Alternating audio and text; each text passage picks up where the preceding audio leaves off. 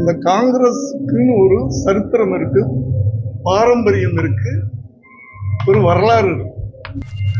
அந்த ஒரு பவரை நாங்க கொடுக்குறோம்.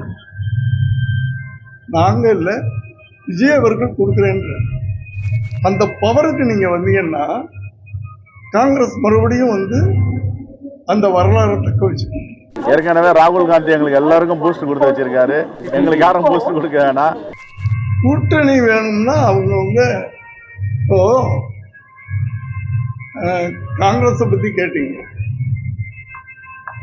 அந்த காங்கிரஸுக்குன்னு ஒரு சரித்திரம் இருக்கு, பாரம்பரியம் இருக்கு, ஒரு வரலாறு இருக்கு. காங்கிரஸ் என்னன்னு உங்களுக்கு முதல்ல தெரியுமா? தெரியுமான்னு அதுக்கு கூட பதில் சொல்ல மாட்டேங்க. அந்த ஓரளவுக்கு என்ன தெரியும்? இல்லப்பா தம்பி கேக்குறோம்மா, தைரியமா சொல்லுங்கன்ற. சொல்லுங்க. சுதந்திரத்துக்காக போராடினவங்களா? அப்படியாப்பட்ட ஒரு வரலாறு இருக்கிற கட்சி இன்னைக்கு தேஞ்சு போச்சு. பவர் இல்லை.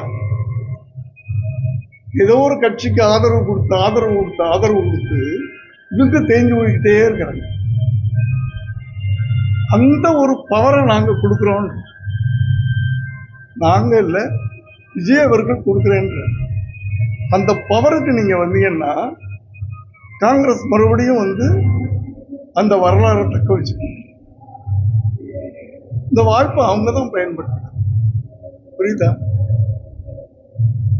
பயன்படுத்திக்கணுமா வேணாமா?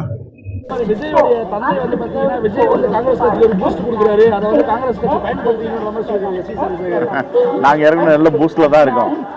சரி பாருங்க, எங்க கேடர்லாம் நல்ல பூஸ்ட்ல இருக்காங்கல்ல. ஏற்கனவே ராகுல் காந்தி எங்களுக்கு எல்லாருக்கும் பூஸ்ட் கொடுத்து வச்சிருக்காரு, ஹார்லிக்ஸ் கொடுத்து வச்சிருக்காரு. எங்களுக்கு யாரும் பூஸ்ட் கொடுக்க வேணாம்.